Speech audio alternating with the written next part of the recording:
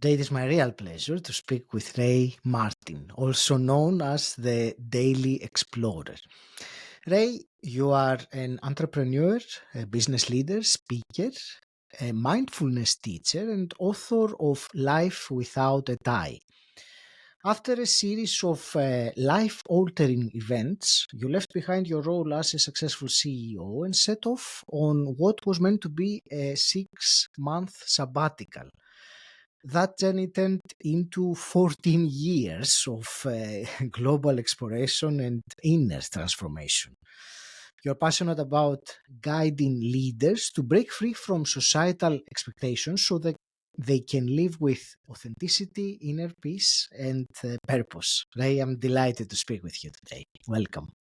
Thank you very much. What a lovely, lovely introduction. Thank you. Well, what an intriguing story. I mean, this is, I'm sure you hear that a lot, that it is not something very common. And I'm looking forward to discussing some of the wisdom that you have collected on this adventure. I will call it that for sure. Yeah, thanks. The thing I would like to start with, Ray, tell us about the before. I mean, when you decided to take that sabbatical, what was going on and what made you, take that decision? Yeah, that's a great question. I'd ever since I grew up at school, I'd always been told by parents and people that I knew as adults back then in the 60s, the way to be happy was to just get a really good job, get married, have a family, get a house, etc., etc. So I was following that, what I call the mainstream life. But actually, recently someone referred to that as an off-the-shelf life story, which I think is much better phrase than mine. But I was following that, dutifully. And so I reached the age of about 42, and I was the CEO of a company I'd founded 5 or 6 years earlier, a consulting business doing leadership development and coaching and training. And I founded the company with my girlfriend, who is now my wife. And so we were husband and wife management team and business partners in this venture, and it was really successful. I'd become Daily Telegraph Business Leader of the Year in 2002 for my work as a CEO. And on the surface, Ray's life looked brilliant. But deep inside myself, I have to say, I wasn't really ever fully happy in that life, because to put it into one sentence, I felt like I was living someone else's life. And this was talked about in Bronnie Ware's book, The Top 5 Regrets of the Dying, when she said, when she asked dying people what they most regret about their life, they all say the same 5 things. And the top thing was, I wished I'd lived my life true to myself and not the life that others expected of me. And I used to sort of wonder in my most private moments, what was I doing that was causing me to feel like that? I could never really answer. I never really traced the source of it. And then one day my wife came back from a meeting and said, I'm leaving you and I'm leaving the company. It was really sudden. It was incredibly shocking and impactful. And I could see that it was going to change everything. And whilst that was going on, my father got very ill and he died shortly afterwards. And so within about 3 or 4 months, Aggie, I was out of my home. I was out of my marriage. My dad had gone. I was leaving the company I founded. It was a desperately unhappy time for me. I was broken. And someone had said to me about a year into my paralysis of being completely, just down with it all, of not seeing any future, someone made a suggestion to me. They said, one of the ways you can get yourself out of a funk like this sometimes is forget about yourself for a while and just go and help someone else 100%, go into service to them. So that's what I decided to do. I went to Australia, where a friend of mine had breast cancer. Her name's Elizabeth, and I wrote about her in the book. And I said, can I just come and look after you for a month while you have your chemotherapy and stuff like that? Because her husband was working full time. She had a young son. She said, oh, that'd be great.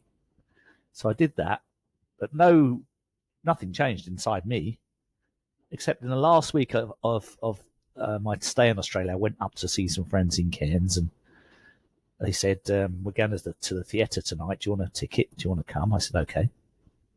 So I went to the theatre, and during the interval of the play we were watching, I'm looking at the programme, and I see my attention keeps drawing to the corner of the page. It says, we're auditioning for the next play. It's a British play called Out of Order. It's about a member of parliament. And I said to my friends for a joke, I should be in that play. I've got the perfect English accent. But I wasn't an actor, or I was only kidding. But they seriously turned around to me and said, well, we know the director of the play. Why don't you go to the audition? You think you'd be good? And I said, that's crazy. Come on, I'm going back to England in 3 days. They're never going to pick me. My limiting beliefs were just spouting forward. I'm not an actor. I've got no training. And anyway, I can't afford to do it. I need to pay all the bills at home and pay my mortgage and etc. They said, well, why don't you just go for fun? You'll be here. Forget about trying to get in the play. So I did. And I went to this play. And to cut a very long story short, the director asked me if I would take the lead role in the play, which was like the biggest, 400 lines in the script, central character, comedic buffoon. So lots of difficult challenges as an actor, a crazy voice I'd have to do to be George Pigden. And my sister-in-law's an actress, so I called her and she said, could I do this? She said, yeah. I was already back in London after the audition when I got this call. And so I went back and did the play two days after these conversations, and it really completely changed my thinking. Because as I was flying back to London after 3 months of doing the play, I realised that I was feeling a lot of dread as Ray the businessman resuming that old life. And I thought, what's that about? And I went, oh my God, Ray the businessman is a character that I play. It's not me. And I never, ever, ever, until that experience, thought of myself as a character I was playing. I just thought me, the businessman, was me. And then that realization had me go, right. As Anthony Robbins says in his book, you are not just the actor in your story, you're the director and the scriptwriter too. So you can move between those positions. And I thought, does Ray the character's character need to be changed, or does he need a different situation, or should we just kill the series completely and say it's over? Mm-hmm. And I decided to kill the series completely and say it's over. I don't want to be a businessman any longer, at least not for a while. And that led me to follow the advice my friend in Australia who went to see the play with said, why don't you take a 6-month sabbatical and really work out a new path for yourself? And I laughed at first when she said it. I said, that's ridiculous. I'm not wasting my time doing the 6-month sabbatical, backpacking. What's the point of that? But now, in light of the play and the insight I'd had, it just seemed like a really good idea. So that's what got me to start sabbatical. It's a very long answer. I hope that's okay. It was fascinating, Ray, and I will make a stop at one of the final things that you said, because I think it is very insightful and transformational once someone begins to realize it. And that is what you said about that you were playing the role of Ray the businessman. Yeah. And that role or that identity that many of us, assume, let's say professionally for this context, there are others, but it is a role. We step into it. At some point, we will step out of it, and it is a choice, and it's a very big realization. Thank you for it was quite astonishing, because to become George Pigden, the character in the play, I had to ask the director of the play, what clothes does he wear? Yes. What's his voice? How does he walk? How does he sit?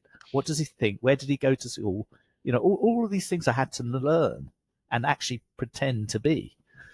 And I didn't realize that over the years and years I'd been in business, I'd learned to become Ray the businessman, because it happened so gradually and so unconsciously without me even thinking about it.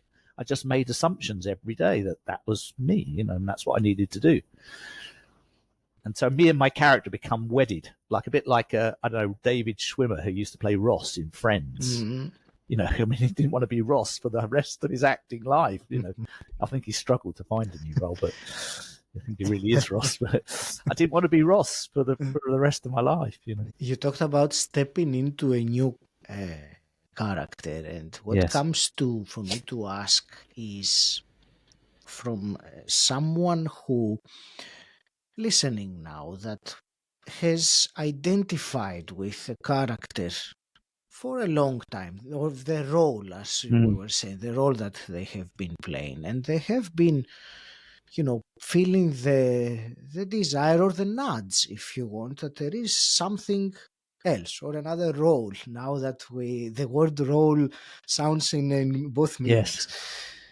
What would you say to that person to perhaps facilitate, going towards the direction of what's authentic to themselves? That's how I see it. Yeah, I mean, basically, essentially, you need new data from life. I'd lived off all the data that I'd ever taken on board to become Mm. the person I was, and I couldn't shift my thinking really without new data. So I decided to go to a part of the world where I thought I might get some new understanding, new insight, and I went to Asia because in Asia there's a lot of um, Buddhism, mysticism, Eastern philosophy, that kind of thing. And I was really curious because I'd sort of had, some connection with that through my development and spiritual journey, but really at a distance, not really in my Mm. face. And Mhm. I was really curious to find out more about how do you get to know yourself? How do you develop self-awareness? How do you really discover who you are? And I thought, I'm never going to find that out amongst my friends in London. They just think the same as me. They've got the same mindset as me. They're not going to challenge me to do that. So I wanted to go somewhere completely unfamiliar in Mm. every way possible. Now, you don't have to go abroad to do this. There's loads of places you can do it, even in the UK or wherever you are. But for me, because I didn't have children when I got divorced and I was, financially able to support myself for a while, I decided that I wanted to be a backpacker and just live modestly and frugally and, find out more about life, just take on board a whole load of new data and just like opening a big box of Lego on the floor and just see all the pieces fall out and go, okay, what can I build with this? That was essentially my quest. But the question I was trying to answer was the Bronnie Ware question. Mm. What does living life true to myself actually look like, feel like, and sound like for me? Because I had no idea. It certainly wasn't being a CEO, but I didn't know what that would be replaced with. And I think no one does unless they start taking some steps towards that direction. Yeah, Rarely, from my knowledge, comes as an insight, like an epiphany that now I know everything. yeah, Uh, yeah, exactly. you said, and I want to discuss this with you because I find it fascinating. You use the word quest. Mm, Earlier I said adventure. I think it is both are very appropriate words. So mm, during your quest, but also a physical adventure, backpacking, going places. mm, I can only imagine that you had to be very, let's say, flexible and probably the word that really, and I don't want to beat around the bush, I will say the word that I want to use, and it's the word surrendering to yes, what happens.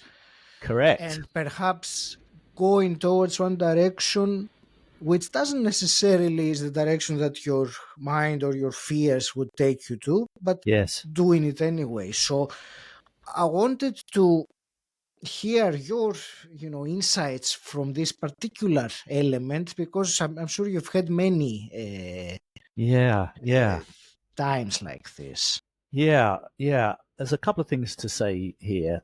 Um, I've got to be honest and say I found the transition of leaving London as an affluent businessman to being a very modest, budget-driven, anonymous backpacker. I found that transition really difficult.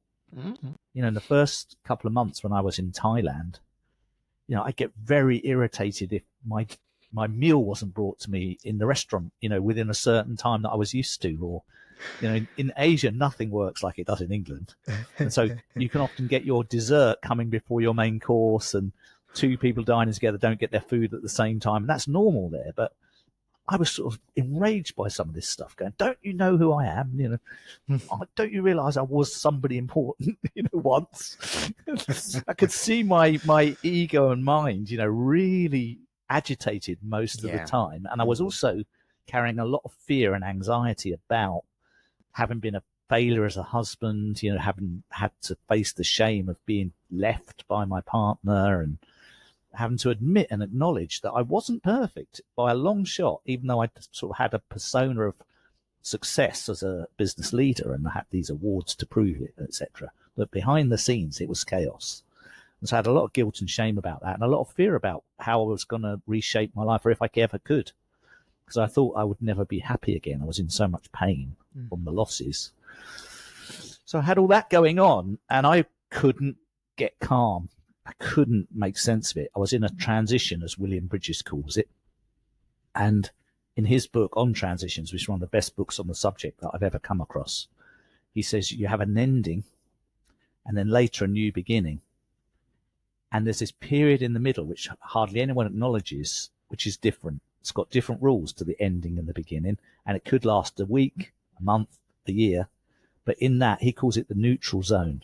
You're in the neutral zone. Different rules apply. Don't take action for action's sake. Only make temporary structures. Look after yourself in little ways that you don't normally, because everything's going to be different. And nothing's going to make sense in the neutral zone because the same rules don't apply. So I recognized I was in this place. Mm-hmm. I'd left my old life, but I didn't know what my new life would be. And so I was in this weird transition. So I was doing everything I could to help myself be calm. And in the end, I sat down and you've probably seen it. I think you've got a copy of the book. I wrote these 10 guiding principles for myself because I thought I need some psychological guardrails to protect my mind from the agony it's in while I'm in this transition. If I'm not careful, I'll go crazy. I'll flip out. I need to stay sane and I need to keep open and keep my quest alive and have the faculty to search and process information and not be disturbed all the time. And so I wrote these 10 guiding principles to help myself, purely for myself, just to help myself have an easier time. And that's why I included them in the book, because they were like my guardian angels, those 10 principles. They kept me safe until someone said to me, have you ever thought about doing a Vipassana meditation retreat? And I said, I didn't even know what that was, Aggie. Vipassana, what's that? They said, well, you go into a Buddhist monastery for 10 days. You sit in silence for 10 days. You don't speak to anybody at all. And you just meditate with the monks and you follow the program that they run. And you get an opportunity to observe your own mind and start getting deep self-awareness, and understanding how the cycle of craving works and things like this. And I thought, oh my God, I've never been quiet for more than 10 minutes. I can't imagine 10 days. But I did that. I went into the monastery after 6 months. And when I came out, I was like a different man. It's like someone, if I had a volume knob on the side of my head when I went in and it was up at 10 out of 10 noise in my head. When I left, it was like turned down to 1 out of 10. I hadn't gone completely, but it was hardly there. I was so quiet and so calm and so grounded and so kind of serene on the inside.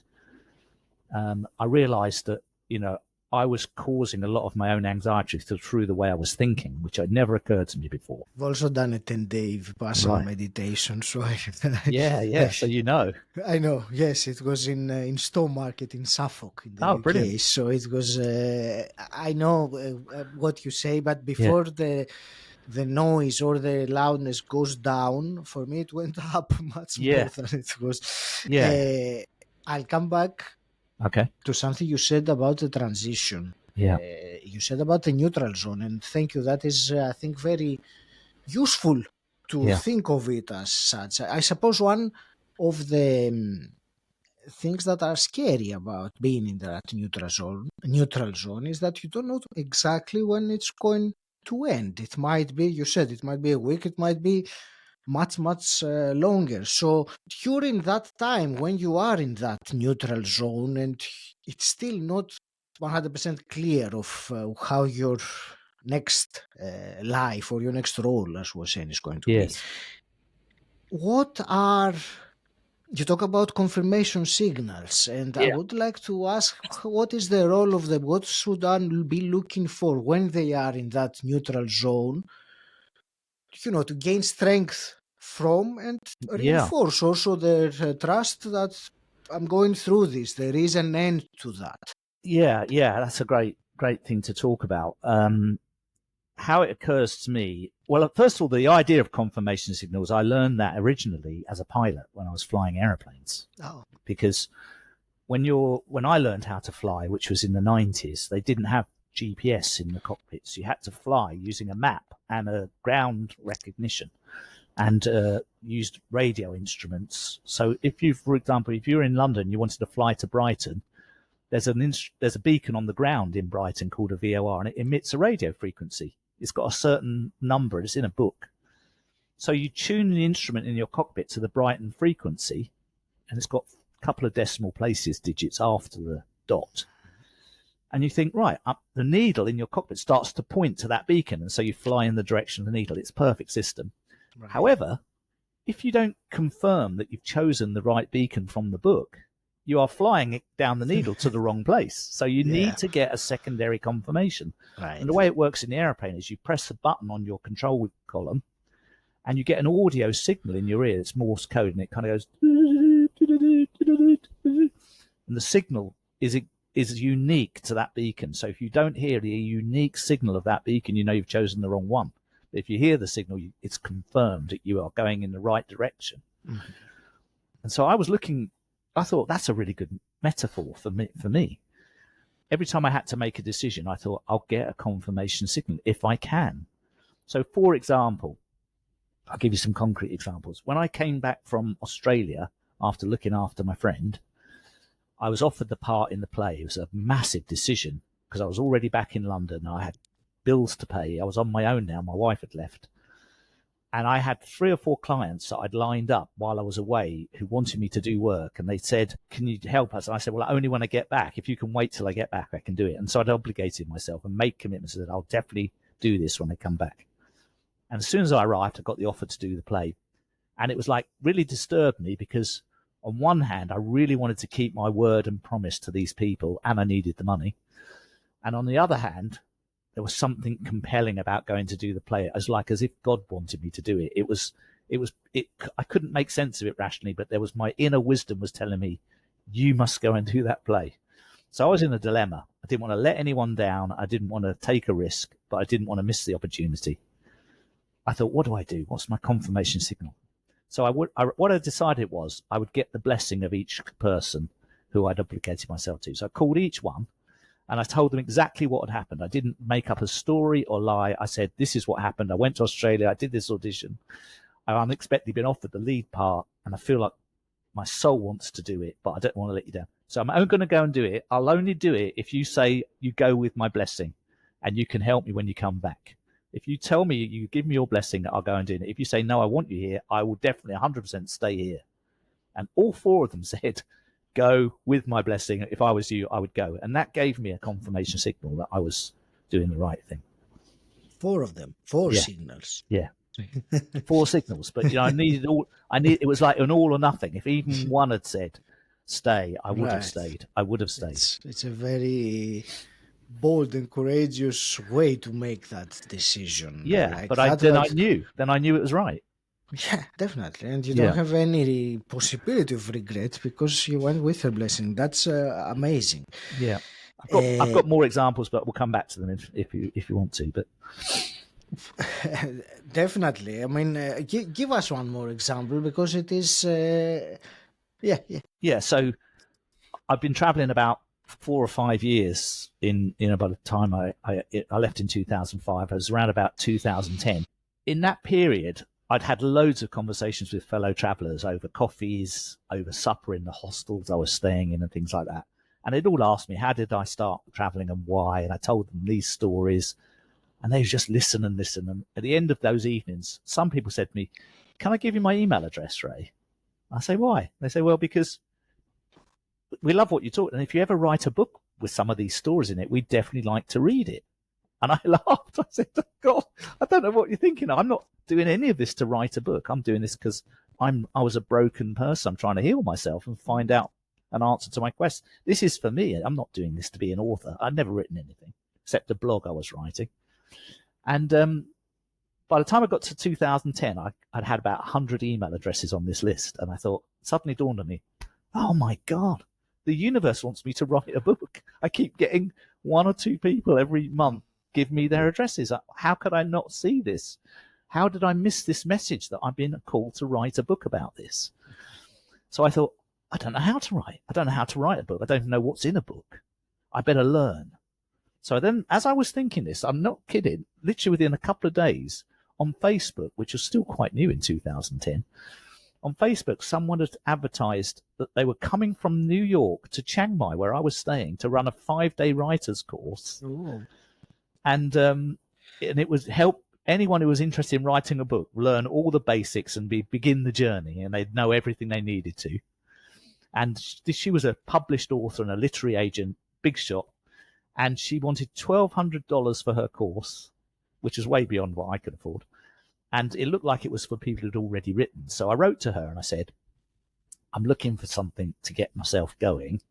I said, I'm not sure if this is the right thing for me for two reasons. One is it looks like it's for people with a track record, and two is it's $1,200. I said, I've never written a thing in my life. Would I be in the way if I joined the course, or would I be a nuisance? Can I do it as a beginner? And the second thing is, I can't afford $1,200, but I could pay $500 if you'd let me do the course. And she wrote back and said yes and yes. And I knew that was a confirmation signal. It was the right course. And a very good discount. Yes, definitely. Because I just knew once I got confirmation on those two things, and that's what I meant to be doing. Absolutely. The word synchronicities came to my mind when I heard these things that you said. And it is how wonderful confirmation that there is more there on the path. Ray, well, I know there are about 150 other topics that I could go on with you today. However, there is certainly one more thing I wanted to at least briefly touch upon. And I will switch gears now. So you have in your book, which by the way you were mentioning in your book, I will show it here, which is the word massive. Well, it's huge. It's over 400 pages, which is it's 14 years is a long period to write about. Definitely. In there, you have, towards the end, you talk about the 6 rules for happiness. Yeah. There is one in particular that I would like to hear, your thoughts about. I would love to hear your thoughts about all of them. Okay. However, for, the practicalities of the time we have together, the one that I'm very much interested to hear how you interpret it and how you advise someone, to apply this rule, is the one that says become your own observer. Yeah. Well, I learned this when I was in the monastery. That's where my first insight into this came, because I sat for 10 days and watched myself sitting with all my thoughts passing through my mind. And I realized, gosh, at a certain point, it became clear to me that I wasn't my thoughts. And that sounds like a very cliched thing to say, but if you can observe yourself having a thought, going like right now, I go, oh, I notice I'm enjoying my conversation with Aggie. So I'm noticing that I'm thinking that I'm enjoying this. That's different to me just being consumed in the thought of just enjoying it. And so that ability to put ourselves in the third person role and observe ourselves having thoughts means we're not the thoughts themselves. We're the awareness or the consciousness that is aware that we are having that thought. Mm-hmm. So what I am is the awareness, not the thought. Now, I never had this separation in my thinking before. And I realized that was a very powerful way of looking at life, because it meant that I didn't need to be necessarily agitated or annoyed or angry or upset at certain events, because I wasn't the person that was upset. I was just the person noticing I felt like that. Mm-hmm. And it sounds like a really subtle thing, but it's a massive shift in awareness, and it's saved me an awful lot of suffering over the years to have that awareness. And what it does is it enables you to sit quite high up on the ladder of accountability for your life, because if you don't have that awareness, it's very easy to blame circumstances or another person for an event that doesn't go according to plan. So, for example, it's very common in social conversations, oh, I'm sorry I'm late, the train was late. Now, that sounds fairly innocent, fair enough. But The real truth is, I'm sorry I'm late. I chose to get on a train that didn't leave early enough that if there was any event where it would be delayed, I would be late. And I chose to not think about those particular contingencies and consequences because it wasn't that important to me. And had I felt it was so important, there's no way I was going to be late, I would have got a train an hour earlier. So, we're just used to in our social dialogues to skip those things. But most of us live at quite a low level of accountability, really, honestly, on those sorts of things, if we really think about it. So having this ability to be an observer really makes you fully accountable for owning everything that you do, think, and say, and all the events that happen around you, because you're co-authoring those events, whether you know it or not, or like it or not. This is how I see it. I don't know if that's a good answer. And accountability, I will also add, not only to others, self-accountability, also for taking responsibility for everything. Of course, because I will have to say that because it is challenge for many, as you, I'm sure, know, being a mindfulness teacher, that becoming your own observer is not necessarily something that is easy or natural, or it can happen once in a while and then you get carried away with the thought many times, and then you realize, oh yes, the observer had gone. So what's your advice to someone who, yes, knows what you mean about becoming your own observer, but they're not in a let's say level, if I can use that word, to become that often, or at least as often as it would really create that effect that you were saying earlier? Yeah, what advice do I have about that?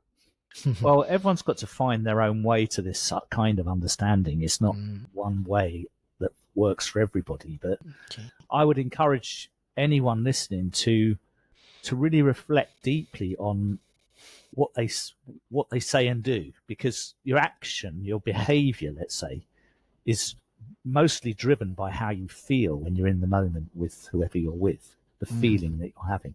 And the feeling is driven mostly by your thinking. So we live in a sort of think, feel, behave universe. That's how it occurs to me. And your thinking is determined by something even deeper, which is like, what are my preconceptions and expectations of life?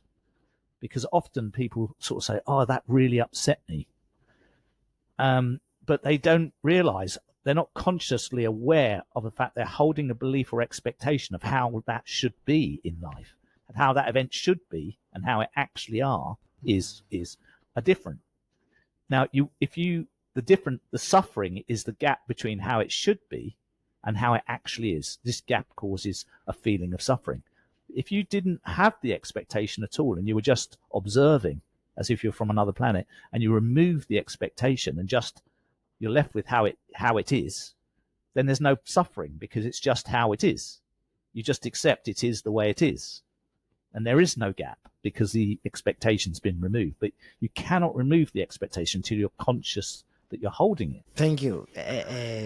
You reminded me, I was having a conversation recently and my guest was saying, let's change the expectation with the word preference. Because it really takes away all the pressure that it's so much milder. And we all have these. Even I have them. I expect people to be on time if they've agreed to meet me. That's things like this.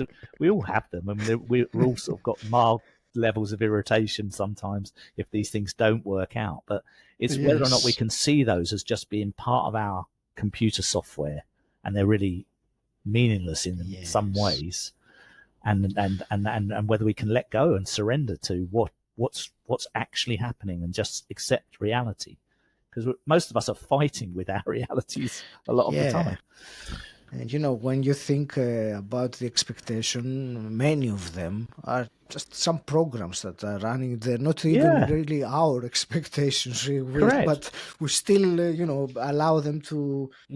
I have my dad in my mind, who passed away years ago, sort of saying, Always be on time, Ray. Always be on time. It's a I good thing remember to do. also a phrase I have learned from Tony Robbins, and it is to be early is to be on time. And, Yes. it's great for me to live by that standard, but I Yes. can't expect everyone to be. I would love to, but Yes. yeah, I prefer to now rather than expect to. I Yes. use the word prefer. And it means, it's a challenge to our belief system, because if It someone's is. a minute late, it means they don't care. They don't care. They don't care about this.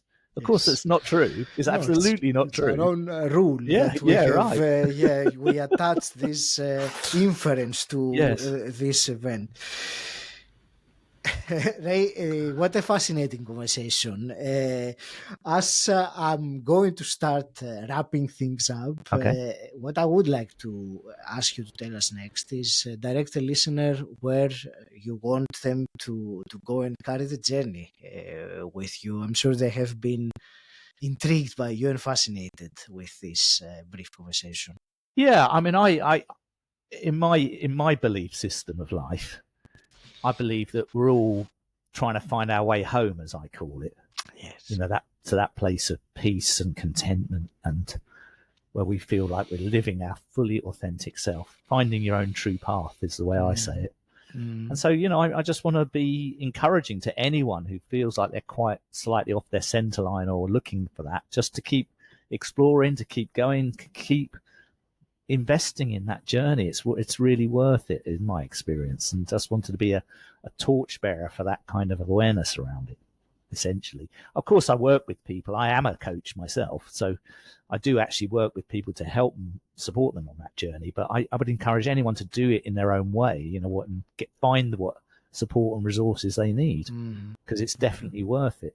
And when you're in that place, a couple of things happen which are really unexpected gifts. One is, I found through doing it myself during the Life Without a Time journey, I found not only do you get confirmation signals, like we talked about, but things happen with so much ease that they feel effortless, literally effortless. Like there's no trying. You just have your intention, set it out really clearly, and within minutes or hours sometimes, but certainly within days, something's coming towards you that exactly is what you need. And so there's an effortlessness to living when you're in alignment with who you truly are and you're on your right path. It becomes effortless, and that's why I think it's worth the struggle, because you get in the slipstream of life and you get pulled, and it's lovely. So I definitely think that's a good reason to do it. I wrote that down because it spoke to me as well as I'm sure it has spoken to many. Ray, I have two questions that I always ask my guests Okay. at the end. And the first one is, what does personal development mean to you? Personal development. Wow. My answer to that would probably be a sort of relentless pursuit of wisdom and knowledge and being curious. I think that for me, that's a big part of it. When we get to the point where we think, oh, we know it all, there's nothing more for me to learn, we're in big trouble. I mean, I just had to record an intro video. I'm doing some coaching on a workshop in a couple of weeks. We were asked to do a 1-minute intro video to people. And the question we were asked to answer was, what's most commonly misunderstood about you? And I said, okay, well, I'm 64. I'm an accomplished CEO and a coach, and I've had loads of life experience. So what people commonly misunderstand is that they think I know everything. They think success comes really easy to me, and I'm confident, and I've got strong opinions about everything in business and leadership, and I'm infallible. Well, you couldn't be further from the truth. Every single day I look at other people who do what I do, and I think, God, they're going to find out I'm not very good at this. I don't really know what I'm doing. Gosh, they only knew how much I struggle with some of these things myself. Imposter syndrome is something I've lived with my whole life, and it's never going away. It's never ever going to stop. It's always there. It's like an unwanted companion who won't go away.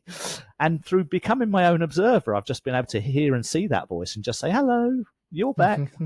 Hi, just stay over there. Keep well away from me. Don't need you, thanks. Rain, a quick hypothetical question also. If you could go Yes. back in time and meet your 18-year-old self, Oh, wow. what's one piece of one piece of advice you would give him? Well, on a practical level, I would have said, to make much better use of the financial resources I had when I was 18, which I didn't have any sense around at all. I just blew everything I created when I was younger. And I can see, looking back at the end of my life, how useful that would have been to create a foundation of stability and security in my life. But I'd also say that there are no mistakes. Just trust that the universe has got your back all of the time, because that's something that's really been obvious to me as I get into my retirement years. It's obvious that the universe has my back. I've never really seen it any other way. So I'd have to say that's what I'd say to my 18-year-old self. You just go where your energy takes you. Don't worry. It'll all be all right in the end, as they say. I love that. Ray, I want to thank you so much for this wonderful conversation I had with you today. I believe it's been not just inspiring, but also useful. And Mm, our listeners have found some insightful elements or something that triggered them enough to take some action towards that. I want to wish you all the very best with your plans and your everything from now on. And thank you. I will leave it to you for your parting words. Well, I love meeting people and talking about these things, and I'm going to be appearing at several book fairs around the UK between now and Christmas, in Hmm. Birmingham and Market Harbour and Lichfield, Coventry, and places like this. So if anyone wants to meet me in person at any of these book fairs, if you live near to these places, I welcome you to come and have a chat. That would be great. Thank you. Thank you, Aggie.